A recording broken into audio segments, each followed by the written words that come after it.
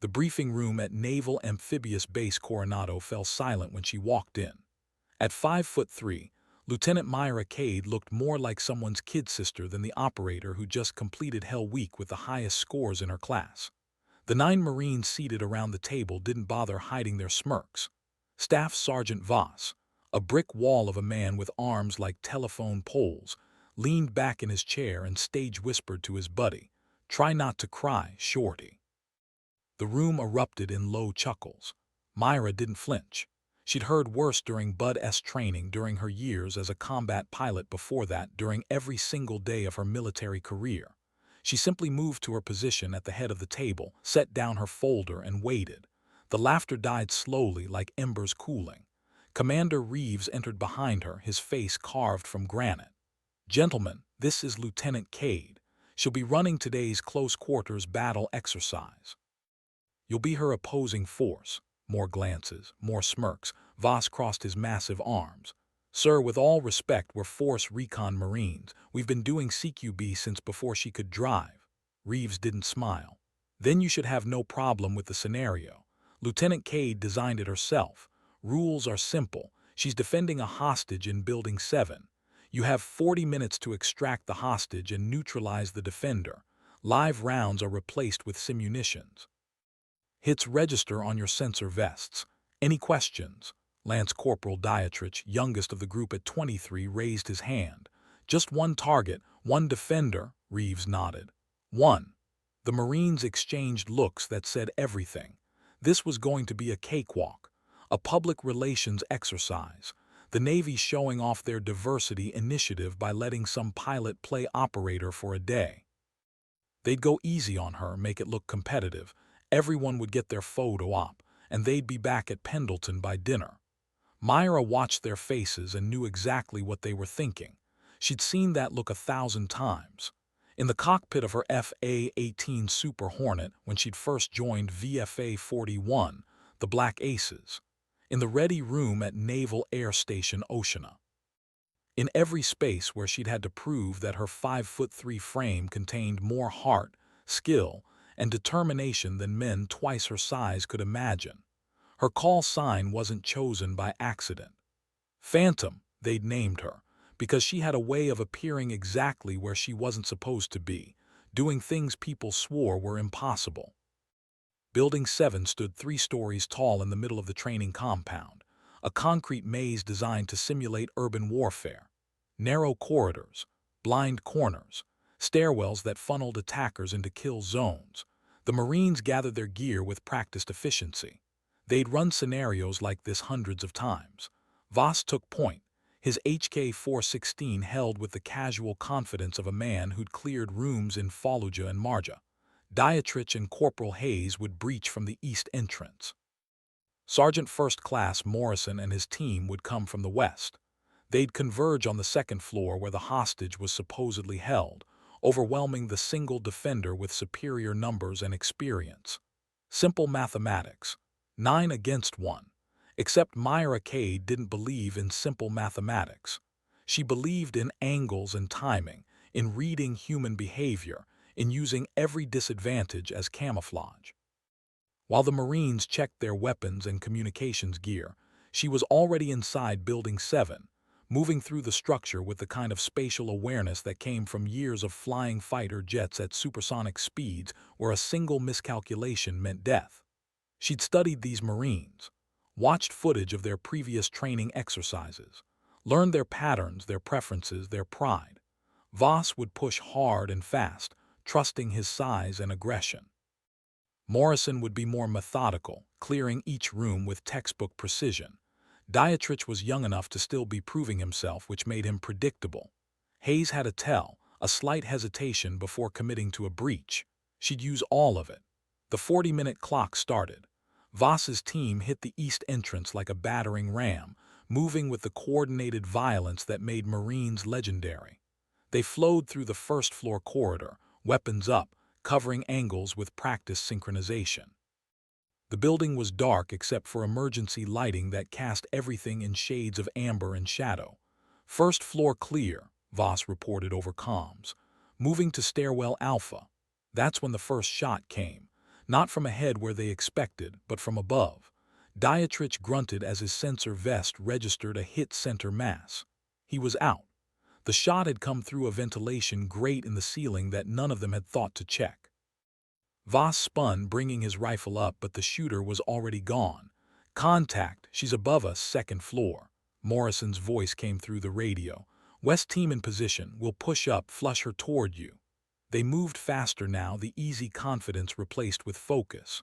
One of their own was down in the first 60 seconds. That wasn't supposed to happen. The West team climbed their stairwell, Hayes on point. He cleared the landing, stepped into the second-floor corridor, and immediately took a round to the shoulder. His vest lit up, out. The shot had come from a supply closet they'd already cleared, except they hadn't cleared it thoroughly enough. Myra had been inside, wedged in the 2-foot gap between the door and the wall, invisible in the shadows. She'd let them pass, then emerged behind them. "She's in the west corridor," Morrison barked, but by the time he spun back, she was gone again. Moved through a maintenance access panel he didn't even know existed. Voss's frustration was audible over the comms now. "All teams converge on second floor, room 207. The hostage is there. We box her in." They moved with renewed aggression, 4 Marines now down to 7, their pride stung. The second floor became a tactical chess match. Myra appeared and disappeared like smoke, taking shots from impossible angles. A ceiling tile would shift, a round would snap out, another sensor vest would light up. Corporal Zhang went down, then Sergeant Mills. The Marines were fighting blind, shooting at ghosts. Voss reached room 207 first, breached the door with Morrison backing him. The hostage, a training dummy in civilian clothes, sat in a chair in the center of the room. Empty, no defender. "Where the hell is she?" Voss growled. The answer came from behind them. Myra had been in the room the entire time, positioned in the space above the dropped ceiling, watching through a gap in the tiles. She dropped through, rolled, and put simunition rounds into both of them before they could turn. Their vests registered the hits. Out. 5 Marines down. The remaining 4 Marines regrouped in the east stairwell, their earlier swagger completely evaporated. Lance Corporal Reeves, Corporal Thomas, Private First Class Chen, and Staff Sergeant Rodriguez were all that remained. 22 minutes had elapsed. "She's playing us," Thomas said, his voice tight, "using the structure against us." Rodriguez, a veteran with 12 years in force recon, studied the building schematic on his wrist display. "She can't be everywhere. We spread out, clear every inch, we'll find her." They split into 2-man teams, moving with extreme caution now. Every shadow was a threat, every corner potentially fatal. Rodriguez and Chen took the north side. Thomas and Reeves took the south. Myra watched them through a crack in a door, her breathing slow and controlled. She'd been awake for 36 hours before this exercise began, a fact none of them knew. She'd spent the previous night running the course, memorizing every sightline, every hiding spot, every structural weakness. While they'd been sleeping in comfortable racks at Pendleton, she'd been here preparing. Thomas and Reeves moved down the southern corridor, weapons up, checking every possible position. They were good, better than good, but Myra had something they didn't have. She'd been the underestimated one her entire life. She'd learned to see the invisible spaces, to exist in the gaps of people's awareness. They passed the janitor's closet, cleared it visually but didn't enter, didn't check behind the industrial cleaning equipment. That's where she was. She waited until they were 3 steps past, then emerged and put rounds into both their backs. Sensor vests lit up. Out. Rodriguez heard the shots and spun, bringing his rifle to bear on the corridor behind him. Contact south, moving to engage. He and Chen rushed toward the sound, moving fast but controlled. When they reached the southern corridor, it was empty. Myra had already moved again, this time into the ventilation system. She crawled through the ductwork, ignoring the cramped space and the metal edges digging into her elbows. Rodriguez and Chen searched for 6 minutes, clearing rooms with increasing desperation. The clock showed 31 minutes elapsed.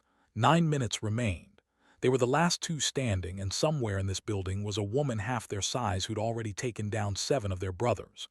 "She's in the vents," Chen said suddenly, pointing at a great overhead that was slightly askew. Rodriguez nodded, aimed his rifle at the vent, and fired a burst. The rounds pinged off metal. Nothing. They moved beneath the vent, and that's when Myra dropped through a different grate behind them. She fired twice. Chen's vest registered a hit.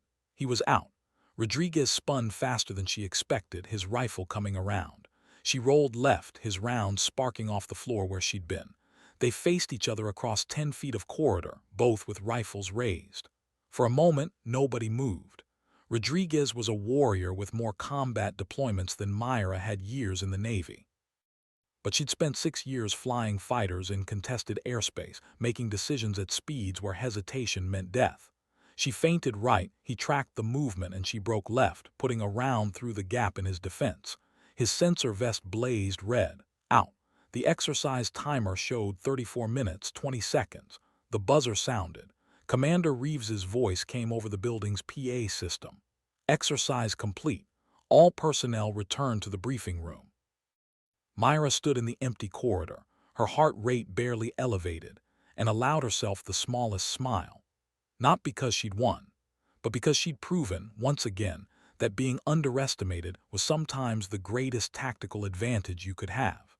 She'd learned that lesson in the skis over Syria 3 years ago, when she'd been the only fighter in her squadron to successfully evade and destroy a Russian-made S-400 air defense system. She'd learned it during Hell Week, when instructors twice her size had bet money she wouldn't make it past the second day. She carried those lessons like armor.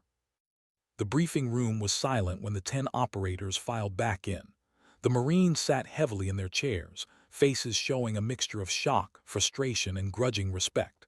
Myra stood at the front again, exactly where she'd been 40 minutes ago. The difference was the look in their eyes when they regarded her now. Voss sat forward, his earlier smirk completely absent. "How?" he asked simply. Myra glanced at Commander Reeves, who nodded permission. "You're Marines," she said, her voice carrying despite its quiet tone. "You're trained to be aggressive, to seize initiative, to dominate through speed and violence of action. That's your strength. But it's also predictable." She pulled up a tablet, displayed the building schematic on the wall screen. "You cleared rooms the way you've been trained to clear rooms. You moved through fatal funnels the standard way. You telegraphed your movements with radio communications I could hear through the walls." Dietrich, nursing his ego along with everyone else, frowned. "You had to have had help, had to have surveillance we didn't know about." Myra shook her head. "I had the advantage of knowing how good you are. You had the disadvantage of thinking I wasn't." The words landed like artillery rounds. Morrison, who'd been silent since his elimination, finally spoke. "Where did you learn to move like that? SEALs don't train in ventilation systems." Myra's expression didn't change. "I learned in an FA-18 cockpit at 30,000 feet, making decisions in fractions of a second while tracking multiple threats across 3 dimensions. I learned that spatial awareness isn't about seeing what's in front of you. It's about seeing everything at once." She paused, then continued. "And I learned from being 5'3" and female in a community that didn't think I belonged. You learn to see the angles nobody else sees. You learn to be where they don't expect." Rodriguez stood, walked to the front, and extended his hand. Myra shook it. "No excuses," Rodriguez said, his voice carrying the weight of someone who'd learned a hard lesson. "You beat us fair, respect." One by one, the others stood and did the same. Even Voss, who looked like he'd swallowed something bitter, offered his hand with a nod that conveyed more than words could. "Hell of a performance, Lieutenant," he said gruffly. Commander Reeves cleared his throat. "Gentlemen, Lieutenant Cade isn't just here for a demonstration. She's your new close-quarters battle instructor. For the next 6 months, you'll be training under her in advanced urban operations." The Marines exchanged glances. The irony wasn't lost on any of them. The woman they dismissed as a diversity checkbox an hour ago was now going to be teaching them how to be better at their jobs. Reeves continued. "Lieutenant Cade completed Bud S-Class 286 with honors. Before that, she flew 41 combat missions over Syria and Iraq, including the operation that took out the Deir ez-Zor command complex. She has 3 air medals and a Distinguished Flying Cross. She qualified as a SEAL because the Navy recognized that her skill set in 3-dimensional tactical thinking translates directly to ground operations." He let that sink in before adding, She's not here to prove anything to you. You're here to learn from her. Class begins Monday at 0600. Dismissed. The Marines filed out slowly, their earlier swagger replaced with something heavier. Contemplation, reassessment, the kind of mental recalibration that happens when reality doesn't match expectations. Myra stayed behind, organizing her materials. Reeves approached her once the room emptied. "You didn't have to be that thorough," he said with a slight smile. "Taking out all 9, you could have let a few survive, made it less embarrassing." Myra looked up from her tablet.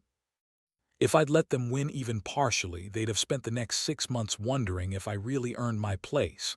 Now they know." Reeves nodded. "Your father would be proud." The mention of her father brought a flicker of emotion to Myra's face, quickly controlled. Captain Marcus Cade had been a naval aviator himself, shot down over Bosnia in '95 and held as a prisoner of war for 8 months.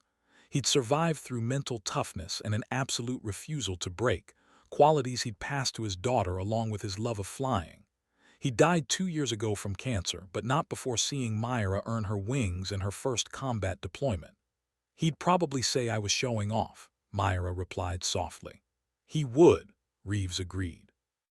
"And then he'd buy you a beer." She smiled at that, a real smile that softened the tactical hardness that had carried her through the exercise. "Thank you, sir."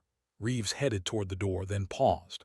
"Myra, between you and me, that thing you did with the ceiling tiles in room 207, Voss is going to be having nightmares about that for weeks." When he left, Myra allowed herself a moment to sit in the empty briefing room, letting the adrenaline slowly drain from her system. This was always the strange part, the after.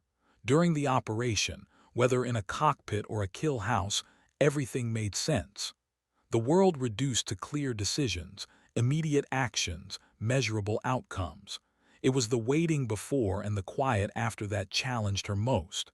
She pulled out her phone and looked at the photo that served as her lock screen.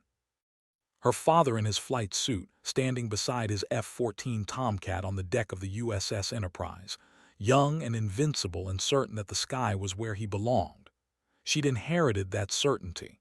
The feeling that despite being born into a body the world considered too small, too delicate, too female for combat, she belonged exactly where she was.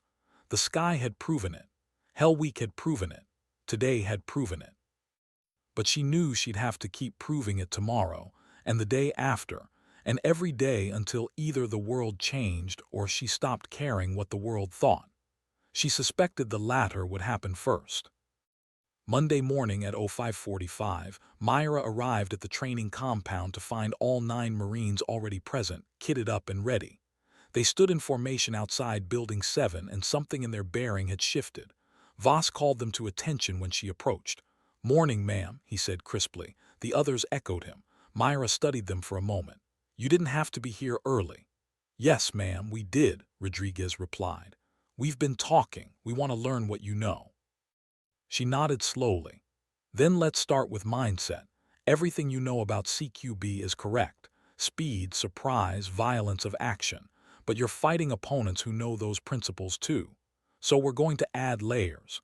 We're going to teach you to think like pilots think, in 3 dimensions and 6 degrees of freedom. We're going to show you how to use psychology as a weapon, how to manipulate expectations, how to become what you need to be in the moment." She walked them into the building, and for the next 4 hours she broke down every decision she'd made during Friday's exercise. She showed them the ventilation routes, the ceiling spaces, the angles of fire they'd missed. She explained the psychology of why they'd cleared certain rooms visually but not physically. She demonstrated how someone her size could compress into spaces they'd never consider checking. The Marines took notes, asked questions, challenged her assertions not with disrespect but with genuine curiosity.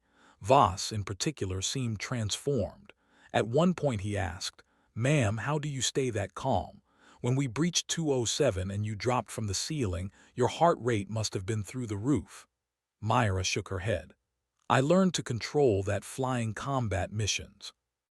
When you're pulling 6GS and your aircraft is screaming warnings and radar is painting you and you've got maybe 10 seconds to make a decision that means life or death, you learn to separate emotion from action.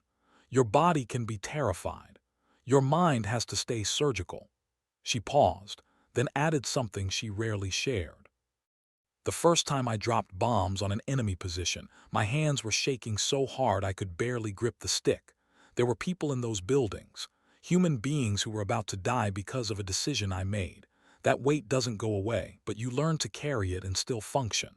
Dietrich, the youngest, looked at her with something approaching awe. How do you deal with that weight, ma'am? Myra met his eyes.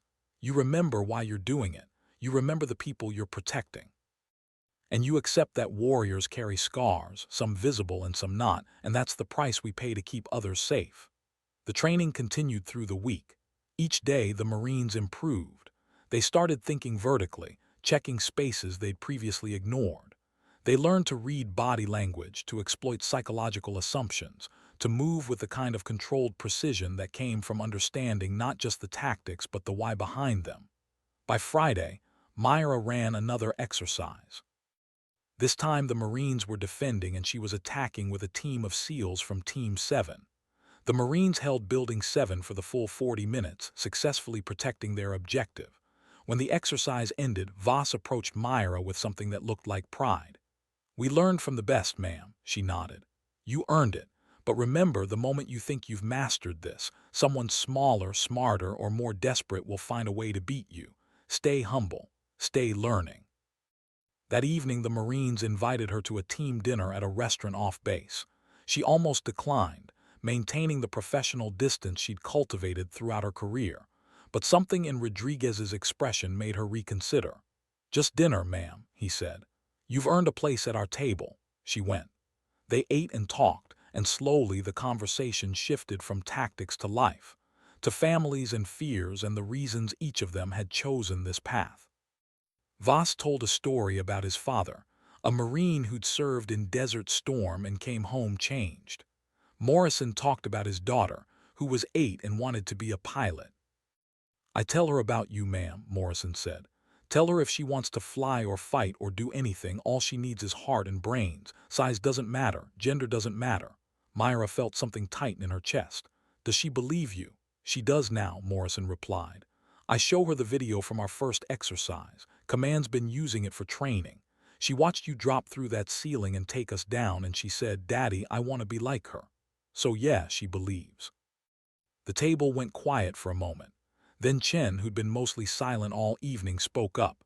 "Ma'am, can I ask you something personal?" Myra nodded. "Why'd you choose this? You could have stayed a pilot, comfortable, respected. Why volunteer for Bud S?" She considered the question, the real answer beneath the easy answers. "My father told me something before he died. He said the most dangerous enemy isn't the one who's stronger or better equipped. It's the one who wants it more, who's willing to go further, who sees opportunities where everyone else sees obstacles." She looked around the table at these warriors who'd gone from mockery to respect in the space of a week. "I wanted to prove that the limits people put on us are almost always imaginary, that being underestimated isn't a weakness if you use it right. And I wanted to show every person who's been told they're too small, too weak, too different, that those voices are liars." Voss raised his beer. "To Lieutenant Cade, Phantom, the scariest 5'3" person I've ever met." They drank to that, and Myra allowed herself to feel something she rarely permitted, belonging. Not because she'd proven herself, but because these men had been willing to see past their assumptions and recognize skill regardless of packaging. The evening wound down, and as Myra drove back to her apartment near the base, she thought about the long road that had brought her here. The countless times she'd been told no. The instructors who doubted. The fellow pilots who'd questioned whether she had the physical strength to handle a fighter jet in a high-G environment. She'd proven them wrong, every single time, not with words but with actions. But the proving never really ended. Tomorrow there would be another challenge, another skeptic, another wall to climb. That was the reality of being a woman in special operations, of being different in a world that valued conformity. And yet, as she unlocked her apartment door and saw the shadow box on her wall, the one holding her father's wings and medals, she felt something stronger than exhaustion. Purpose. Legacy. The understanding that every door she kicked open made it easier for the next person. Over the following months, Myra's reputation spread beyond Coronado. Other units requested her as an instructor. She ran training exercises for Army Rangers, for Air Force PJs, for Marine Raiders. Each group came in with varying degrees of skepticism and left with respect. She developed a curriculum that combined her aerial tactical thinking with ground combat operations, teaching operators to think beyond the two-dimensional battlefield. Her methods were unconventional but effective. She used flight simulators to teach spatial awareness. She brought in aircraft maintenance crews to teach operators how to think about systems and redundancies. She cross-trained with helicopter pilots to demonstrate how aerial insertion teams could better communicate with ground forces. The results spoke for themselves. Units trained by Lieutenant Cage showed marked improvement in complex urban operations, in counterinsurgency tactics, in adaptive problem-solving under pressure. 6 months after her initial exercise with the Marines, Myra received orders to report to Admiral Hendricks, commander of Naval Special Warfare Command. She stood at attention in his office, wondering if she'd pushed too hard, been too unconventional, crossed some invisible line. Hendricks studied her with eyes that had seen 4 decades of naval service. "Lieutenant Cade, I've received 17 formal requests from special operations units across multiple branches asking for extended training under your supervision." He paused. "I've also received 3 complaints." Myra kept her face neutral. "May I ask the nature of the complaints, sir?" "One from a Marine colonel who felt you were too hard on his men. One from an Army captain who said your methods were unorthodox and potentially dangerous. And one from a Navy commander who suggested that your success might be due to your trainees going easy on you because of your gender." Hendricks let that hang in the air for a moment, then continued. "I forwarded all 3 complaints to the officers whose units you trained. Would you like to know their responses?" "Yes, sir." "The Marine colonel was overruled by his own men who wrote a collective letter supporting your training. The Army captain was reassigned, and the Navy commander was invited to participate in one of your exercises. He lasted 12 minutes before you eliminated him. He withdrew his complaint." Despite herself, Myra's lips quirked slightly. "I remember that exercise, sir." Hendricks almost smiled. "I'm sure you do." "Lieutenant, I'm creating a new position, Director of Advanced Tactical Integration. The job is to develop and implement training programs that bridge the gap between special operations and conventional forces, between air and ground, between traditional methods and innovative approaches. I want you for the position. It comes with a promotion to Lieutenant Commander and your choice of duty station." Myra felt the weight of the offer. This was more than career advancement. This was institutional recognition that her approach, her methods, her perspective had value beyond proving doubters wrong. "Sir, I'm honored, but I need to ask, is this position being created because of my results or because it looks good to promote a female SEAL?" Hendricks's expression turned hard. "Lieutenant, I don't create positions for optics. I create them to make my command more effective. Your gender is irrelevant to me. Your skill set is invaluable. If you think this is charity, you can walk out that door right now. But if you think you can help us train better warriors and save lives through better preparation, then I need you in this role."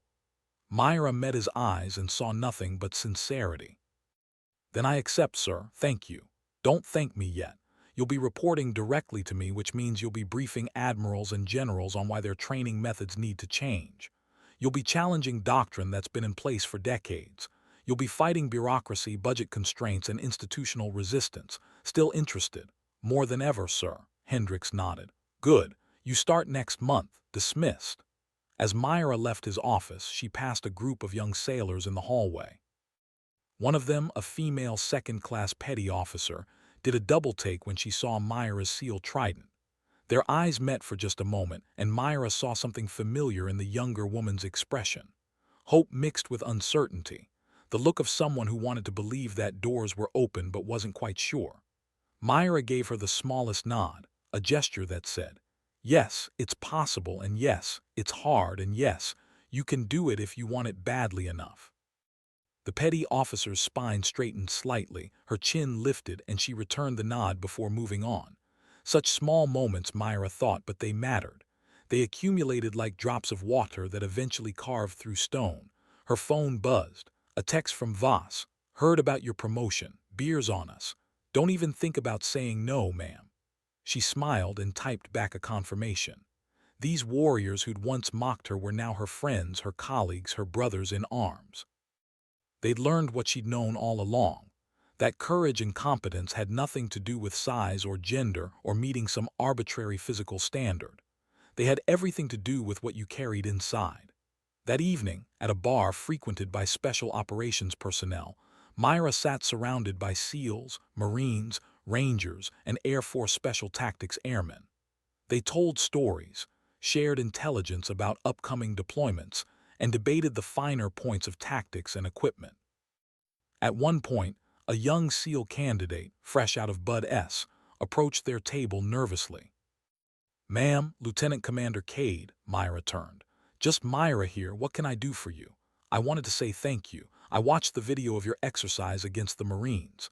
During Hell Week when I wanted to quit when the instructors were screaming and I was so cold I couldn't feel my hands, I thought about you. Thought about someone